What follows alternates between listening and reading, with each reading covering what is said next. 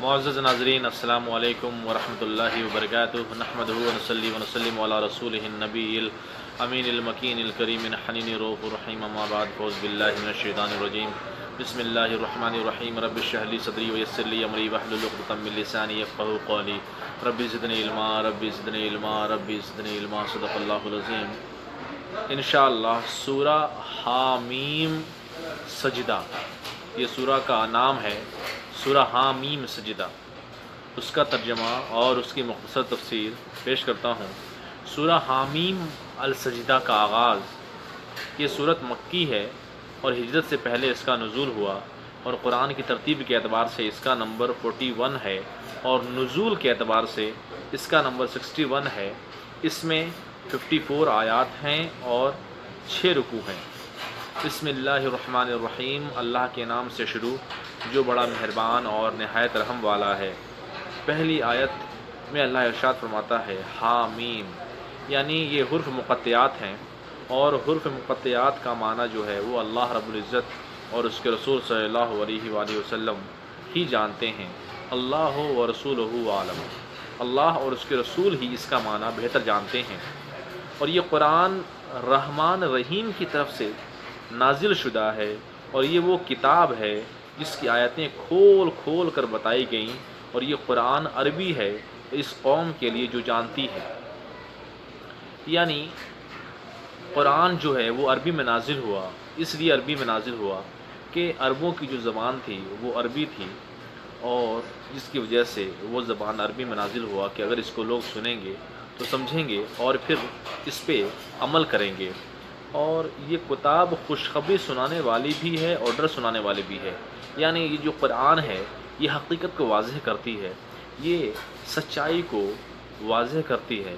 تو اس میں خوشخبری بھی ہے اور اس میں ڈر سنانے والے بھی ہے، یعنی جنت کا بھی اس میں ذکر کیا گیا ہے اور جہنم کا بھی اس میں ذکر کیا گیا ہے کہ جنت میں جو ہے آپ نے اگر نیکیاں کی، آپ نے اچھے اعمال کیے تو آپ کو اس کا صلہ بہتر ملے گا، جنت میں ملے گا، اور اگر آپ نے غلط کام کیے، اگر آپ کی زندگی گناہوں میں گزری تو آپ کا ٹھکانہ جو ہے وہ جہنم ہوگا۔ اور ڈر سنانے والی بھی ہے۔ تو رسول اللہ صلی اللہ علیہ وسلم فرماتے ہیں کہ میں عربی ہوں اور عربی سے محبت کرتا ہوں، ہے نا، تو عربی اہل جنت کی زبان ہے۔ تو رسول اللہ صلی اللہ علیہ وسلم کی بھی زبان جو تھی وہ عربی تھی، رسول اللہ صلی اللہ علیہ وسلم کی زبان عربی تھی، تو رسول اللہ صلی اللہ علیہ وسلم کو اپنی زبان پہ فخر ہے، اور یہ فرماتے ہیں کہ یہ اللہ کی زبان ہے اور میں عربی زبان جانتا ہوں، اور عربی زبان سے مجھے محبت ہے کیونکہ یہ میری مادری زبان ہے اور یہ اللہ تبارک و تعالیٰ کی زبان ہے۔ پس ان میں سے اکثر لوگوں نے اعراض کر لیا، پس وہ سنتے ہی نہیں، یعنی مانتے ہی نہیں، اور وہ بولے ہمارے دل میں پردوں میں ہیں، خلاف میں ہیں، جس کلام کی طرف تم ہمیں بلاتے ہو ہمارے دل پردوں میں ہیں، یعنی ہمارے دل اس کو سن ہی نہیں سکتے۔ اور وہ کہتے ہیں کہ ہمارے کانوں میں روئی ہے، نہ ہمارے کان سنتے ہیں، نہ ہمارے دل سمجھتے ہیں، اور ہمارے اور آپ کے درمیان ایک پردہ ہے، آپ ہم پر محنت نہ کریں، ہم سدھرنے والے نہیں ہیں۔ یعنی یہ تو کافروں کا انداز تھا، آج تو بعد مسلمان بھی یہی ہے۔ تو یہ کفار و مشرکین یہ کہتے تھے کہ آپ ہمیں دعوت نہ دیجیے، آپ ہمیں جو ہے وہ تبلیغ نہیں کیجیے، آپ ہمیں قرآن کی حقانیت کا اعلان مت کیجیے، آپ ہمیں قرآن کی تبلیغ ہمیں نہ کیجیے، ہے نا، ہم سننے والے نہیں، آپ کی بات ماننے والے نہیں، آپ کی بات کو ہم فالو کرنے والے نہیں ہیں۔ وہ اس طرح سے ڈائریکٹ رسول اللہ صلی اللہ علیہ وسلم سے مخاطب ہوتے تھے۔ ان کافروں نے کہا پھر آپ اپنا عمل کریں، بے شک ہم اپنا عمل کر رہے ہیں۔ یعنی یہ کفار مشرکین نے اس طرح سے جھٹلایا کہ آپ کو جو کرنا ہے کر کیجیے، آپ کو جو عمل کرنا ہے کیجیے، ہم آپ کی بات پہ ماننے والے نہیں ہیں، ہمیں جو کرنا ہے ہم وہ کریں گے۔ اور اے محبوب آپ فرمائیے میں تو تمہاری مثل بشر ہوں۔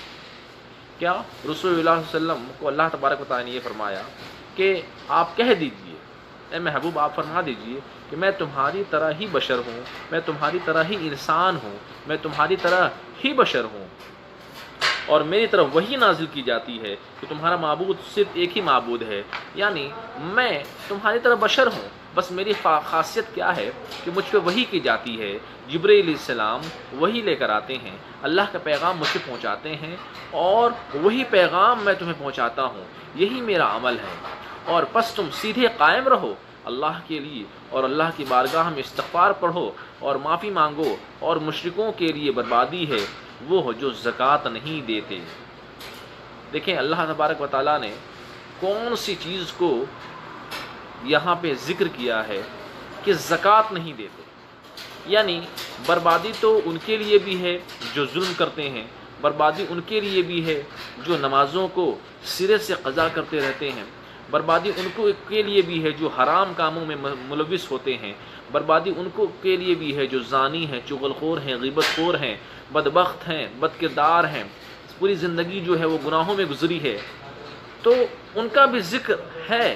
لیکن اللہ تبارک و تعالیٰ نے کس کو یہاں پہ برباد کہا، کس کو یہاں پہ برباد کہا کہ پس تم سیدھے قائم رہو اللہ کے لیے، اللہ کی بارگاہ میں استغفار کرو اور معافی مانگو، اور مشرکوں کے لیے بربادی ہے۔ کس کے لیے؟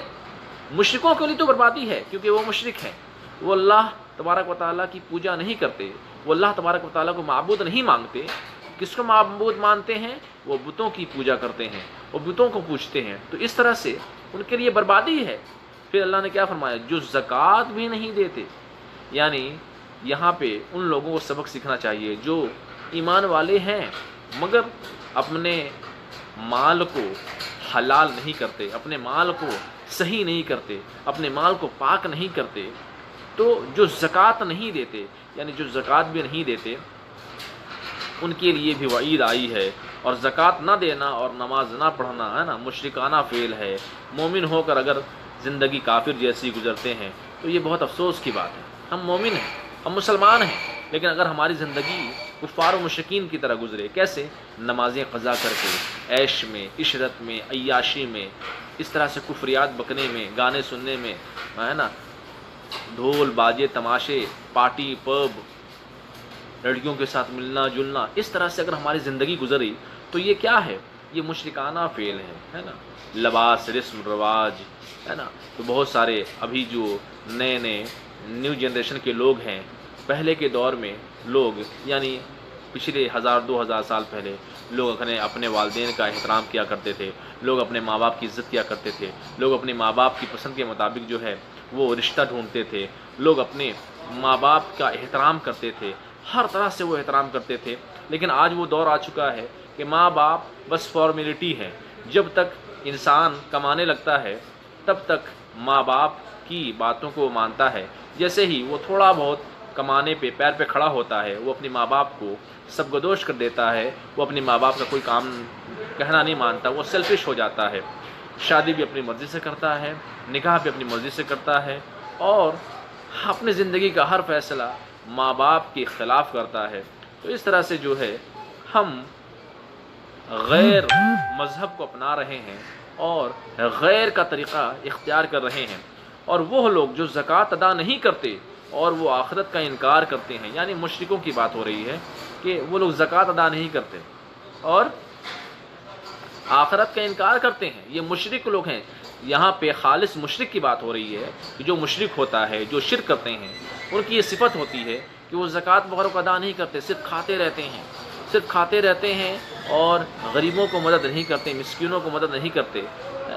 تو بے شک وہ لوگ جو ایمان لائے اور انہوں نے اچھے عمل کیے، ان کے لیے وہ اجر ہے جو کبھی ختم نہیں ہوگا۔ یعنی اللہ تبارک و تعالیٰ نے کیا فرمایا کہ بے شک وہ لوگ جو ایمان لائے اور انہوں نے اچھے عمل کیے، ان کے لیے وہ اجر ہے جو کبھی ختم ہونے والا نہیں ہے۔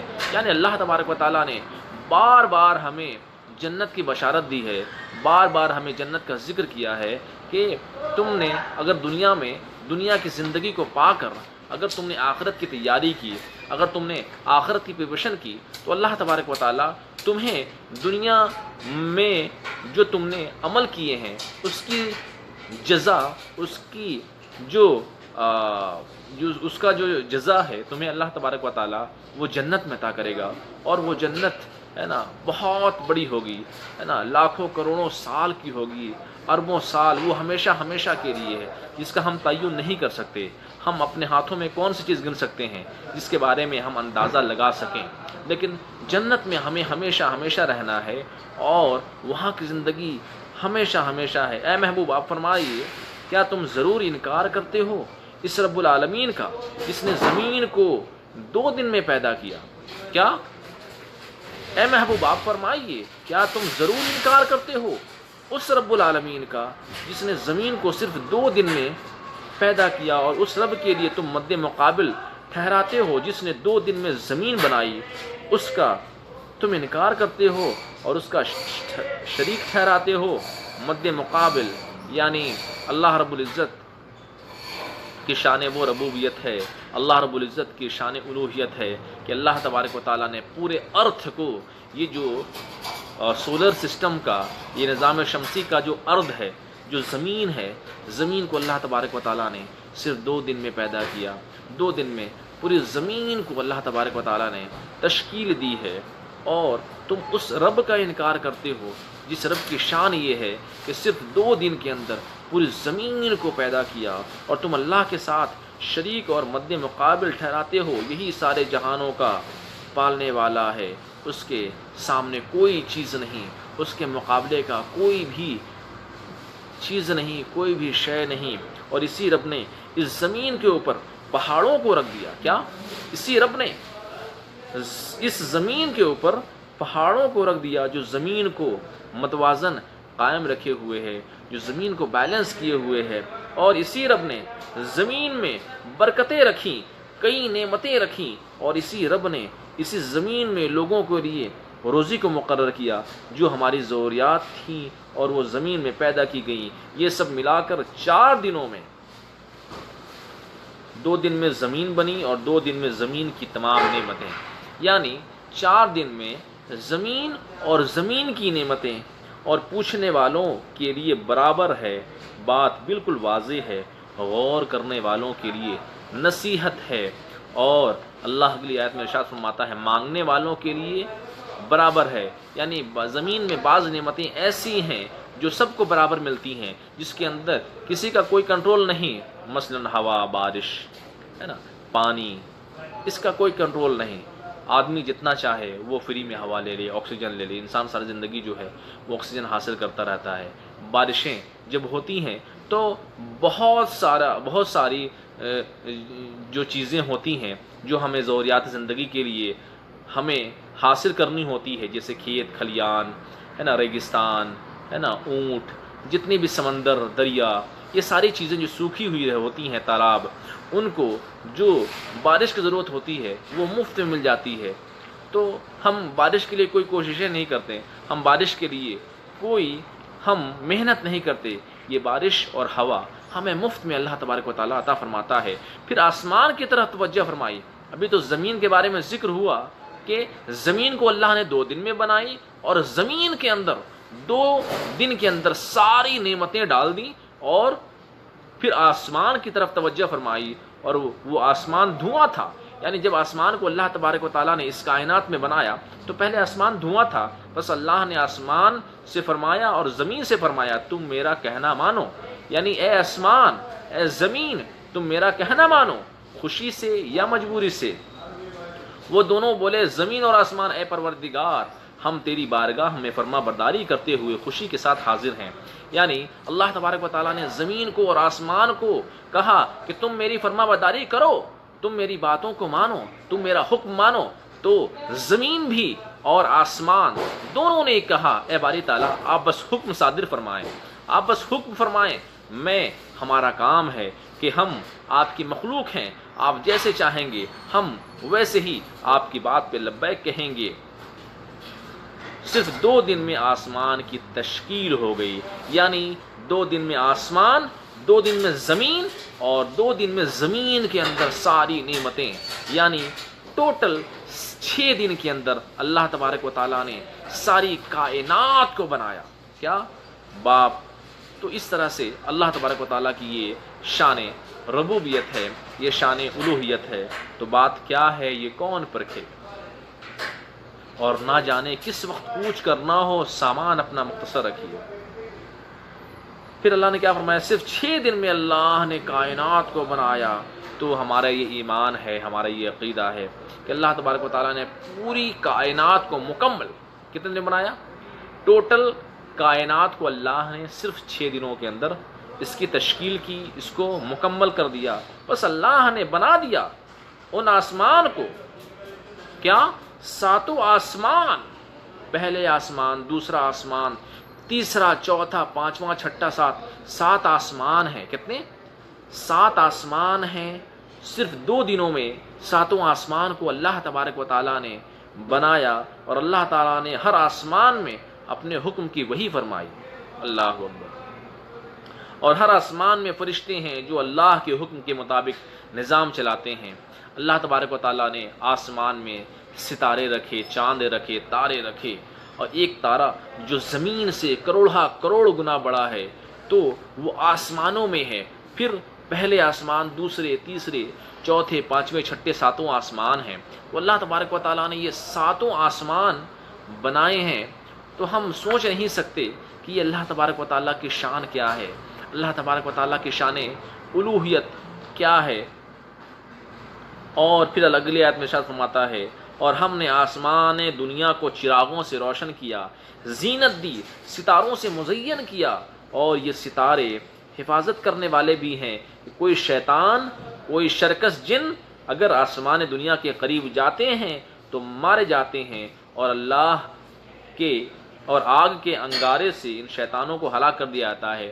یعنی آسمان میں جیسا کہ ہم جانتے ہیں کہ لوح محفوظ ہے، عرش پہ لوح محفوظ ہے جس پہ قرآن اور جس میں اللہ تبارک و تعالیٰ کا حکم جاری ہوتا ہے، جہاں پہ اللہ تبارک و تعالیٰ کی جو ہے چھماچھم بارشیں ہوتی ہیں، اللہ رب العزت کے احکام جاری ہوتے ہیں، تو اس کے قریب جو ہے شرکس جنات اور شرکس شیاطین جاتے ہیں، کیونکہ وہ اللہ تبارک و تعالیٰ کے حکم کو سن پائیں، اور جو ہے سننے کے بعد وہ دنیا میں آ کر کے اس پہ جو ہے انسانوں کو ورغلائیں۔ مگر اللہ تبارک و تعالیٰ کے جو فرشتے ہیں وہ ان کو ہے نا کوڑے مارتے ہیں، کوڑے مار کر کے جو ہے نا وہ آگ ان پہ برساتے ہیں، پھر وہاں سے شیطان اور شرکس جن وہاں سے بھاگ جاتے ہیں اور ان کو ہلاک کر دیا جاتا ہے۔ پھر یہ غالب جاننے والے کا مقرر کرنا ہے، یہ سارے نظام اسی رب نے بنایا ہے، اور پھر اگر وہ اعراض کریں اور ان باتوں سے بھی نصیحت حاصل نہ کریں، پس اے محبوب آپ فرمائیے میں تمہیں ڈراتا ہوں ایک زوردار چیخ اور آواز سے اور ایک کڑک سے جس نے پچھلی قوم کو تباہ کیا، میں تمہیں اس عذاب سے ڈراتا ہوں۔ یعنی اے محبوب آپ نے ان تمام چیزوں کا ذکر کیا، آسمان کا، زمین کا، آسمان کی تشکیل، زمین کی تشکیل، آسمان کی پیدائش اور زمین کی پیدائش اللہ تبارک و تعالیٰ کے اذن سے ہوئی۔ صرف 6 دنوں کے اندر اللہ تبارک و تعالیٰ نے زمین و آسمان اور پوری کائنات کی تشکیل کی۔ آپ ان کو بتاتے رہیں، اگر یہ نہ مانیں تو پھر اللہ نے کیا فرمایا؟ بس اے محبوب آپ فرمائیے میں تمہیں ڈراتا ہوں، کیا؟ میں تمہیں ڈراتا ہوں ایک زوردار چیخ اور آواز سے، ایک کڑک سے جس نے پچھلی قوم کو تباہ کیا، میں تمہیں اس عذاب سے ڈراتا ہوں۔ یعنی رسول صلی اللہ علیہ وسلم فرماتے ہیں کہ میں تمہیں ایک زوردار آواز سے ڈراتا ہوں، چیخ سے ڈراتا ہوں۔ اس سے پہلے قوم سمود، قوم عاد، قوم نوح اور اس طرح سے موسیٰ علیہ السلام کی قوم کو یعنی بنی اسرائیل کو اللہ تبارک و تعالی نے تباہ کیا، برباد کر دیا، غرق کر دیا، ہلاک کر دیا۔ یہ اسی دنیا کا ہے، یہ بعد میں آنے والا نہیں، یہ پہلے ہلاک ہو چکے ہیں۔ یہ ہے نا تورات میں ہے، زبور میں ہے، انجیل میں ہے۔ تو کفار و مشرکین نے جب موسیٰ علیہ السلام کی بات نہ مانی تو اللہ تبارک و تعالیٰ نے ان پہ غضب کیا۔ بڑی لمبی تفسیر ہے، وقت نہیں ہے۔ قوم عاد، پھر اللہ تبارک و تعالیٰ نے سب کا ذکر فرمایا ہے۔ جیسا کہ ہم جانتے ہیں اس کے باوجود اللہ تبارک و تعالیٰ بار بار ہمیں ہے نا جنت، جہنم، نماز اور برے کاموں سے بچنے کی تلقین کرتا ہے۔ کیا کہ قوم عاد اور قوم سمود پر جو عذاب آیا وہ کڑک آئی، اور اس کی مثل عذاب سے تمہیں ڈرا رہا ہوں۔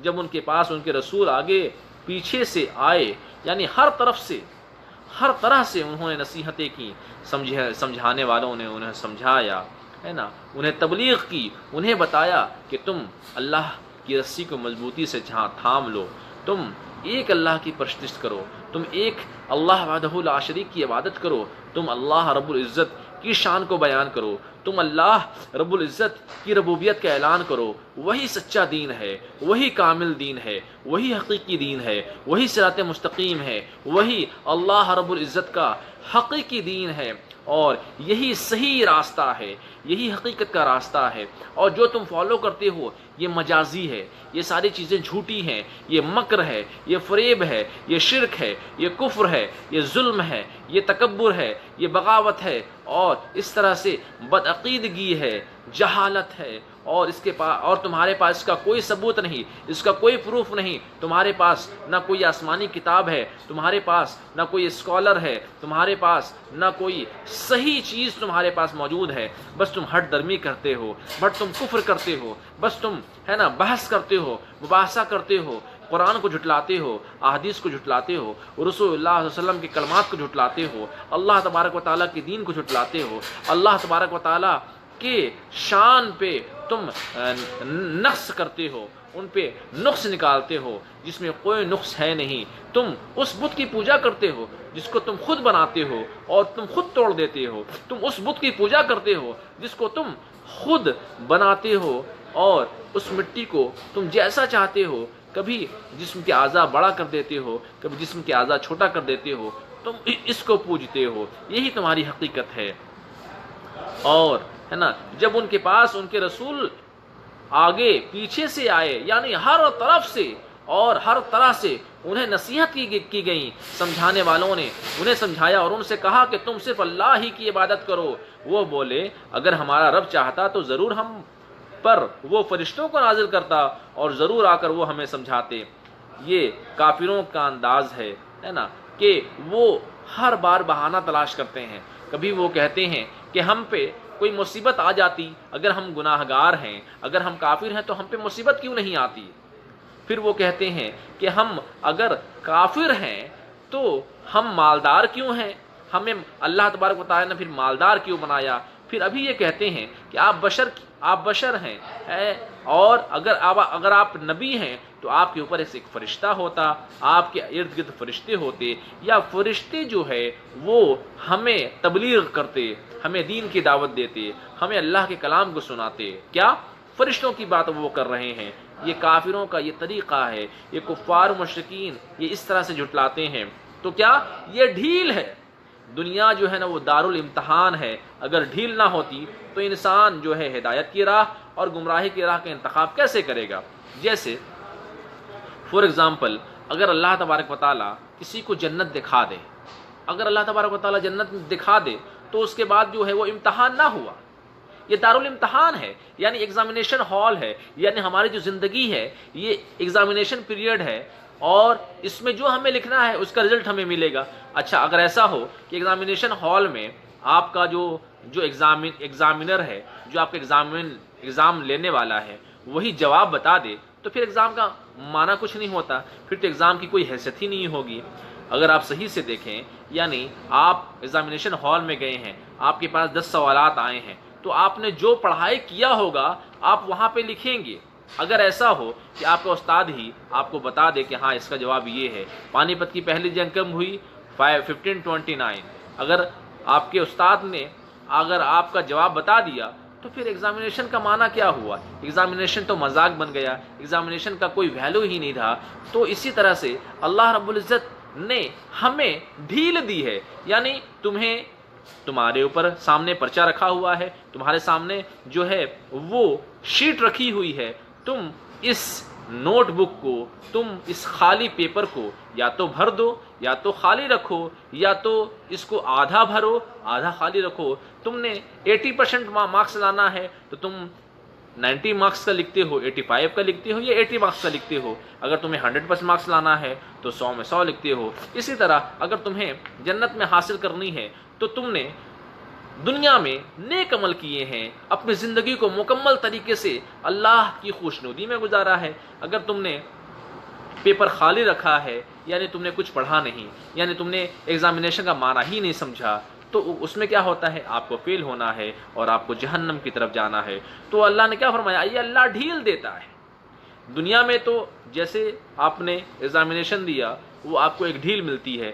فار ایگزامپل دنیا میں آپ نے جو ایگزام دیا اس میں کیا ہے کہ اگر آپ نے ہسٹری کا، جغرافی کا، لائف سائنس کا، پولیٹیکل سائنس کا آپ نے ایگزامینیشن دیا، آپ نے ایگزام لکھا، آپ فیل ہو گئے، کمپارٹ ہو گئے، آپ ایک سبجیکٹ میں فیل ہو گئے، تو پھر آپ کو موقع ملتا ہے کلاس 10 کا ایگزام دوسری بار دیتے. پھر آپ فیل ہو گئے، پھر آپ دوبارہ تیسری بار آپ پھر دے دو، چوتھی بار آپ پھر دے دو. بہت سارے لوگ 5 بار میں پاس ہوتے ہیں، 3 بار میں پاس ہوتے ہیں، کوئی 2 بار میں پاس ہوتا ہے، کوئی 1 بار میں پاس ہو جاتا ہے. تو بہرحال کہنے کا مقصد یہ ہے کہ دنیا میں تو ڈھیل دی جاتی ہے، لیکن آخرت میں کیا ہے؟ یعنی جب تک آپ کی زندگی ہے آپ کو ڈھیل ملتی رہتی ہے. اللہ تبارک و تعالیٰ آپ کو موقع دیتا ہے. ڈھیل کا مطلب کیا؟ موقع دیا. چلو اس بار تم غلط کام کیے، ایک بار تم نے زنا کیا، ہم نے تمہیں معاف کر دیا. دوسری بار زنا کیے تو ہم نے معاف کر دیا. تیسری بار زنا کیے، معاف کر دیا. کم سے کم ابھی بھی توبہ کر لو، کم سے کم ابھی بھی میرے قریب آ جاؤ اور میری بارگاہ میں درز اختیار کر لو، میں تمہیں معاف کر دوں گا. تو یہ کیا ہے؟ ڈھیل ہے. اللہ تبارک و تعالیٰ ہمیں چانسز دیتا ہے، ہمیں مواقع دیتا ہے کہ ہم اس کے بعد کم سے کم ہم سدھر جائیں اور اپنی آخرت کو سنوار لیں. کیا مثال؟ اور وہ بولے اگر ہمارا رب چاہتا ضرور وہ ہم پر فرشتے نازل فرماتا، پس بے شک جس کلام اور جس وحی کے ساتھ تم بھیجے گئے ہو ہم اس کا انکار کرنے والے ہیں. یعنی کفار و مشرکین نے، مکہ کے کافر و مشرکین نے سیدھا کہہ دیا کہ تم جس کام کے لیے بھیجے گئے ہو ہم اس کا انکار کرنے والے ہیں. یعنی تمہاری باتوں کو ہم نہیں مانیں گے، تمہاری کلام کو ہم نہیں سنیں گے اور تمہاری اسلام کو ہم قبول نہیں کریں گے معاذ اللہ. بہرحال قوم عاد انہوں نے تکبر کیا، زمین میں ناحق ناجائز تکبر کیا اور وہ بولے ہم سے زیادہ طاقتور کون ہے. یعنی یہ قوم عاد کے لوگ، قوم سمود کے لوگ، انہوں نے غرور کیا، تکبر کیا کہ ہمارے پاس دولت ہے، ہمارے پاس عزت ہے، ہمارے پاس حکمرانی ہے، ہمارے پاس پیسے ہیں، ہمارے پاس بے شمار جو ہے وہ دنیا کے خزانے ہیں. تو اور اپنی طاقت پہ وہ گھمنڈ کرتے تھے. تو یہ کافروں کا طریقہ ہے، یہ کفار و مشرکین کا طریقہ ہے کہ وہ طرح طرح سے خود کو بہتر تصور کرتے ہیں اور وہ اللہ کے دین کو جھٹلاتے ہیں. اور کیا انہوں نے نہ دیکھا؟ بے شک اللہ تعالیٰ نے ایسی مخلوق پیدا فرمائی جو ان سے بھی زیادہ طاقتور تھے اور ان سے پہلے تباہ ہو گئے. یعنی قوم نوح کے لوگ، اللہ تبارک و تعالیٰ نے قوم نوح کو تباہ کر دیا، وہ پانی میں غرق ہو گئے، وہ ہے نا واصل جہنم ہو گئے، وہ سارے کے سارے ہلاک ہو گئے. اس کے بعد قوم سمود کو، قوم عاد کو اس طرح سے پانی کے ذریعہ، ہوا کے ذریعہ، تیز آواز کے ذریعہ اللہ تبارک و تعالیٰ نے ان قوموں کو برباد کر دیا، غرق کر دیا، نیست و نابود کر دیا. اور جو ان سے بھی زیادہ طاقتور تھے اور وہ ان سے پہلے تباہ ہو گئے اور وہ ہماری آیتوں کے بارے میں جھگڑا کرتے تھے. یعنی وہ آیتوں کو جھٹلاتے تھے، وہ آیتوں کو مانتے بھی نہیں تھے اور ان پہ ظلم کرتے تھے اور رسول اللہ صلی اللہ علیہ وسلم کو ستا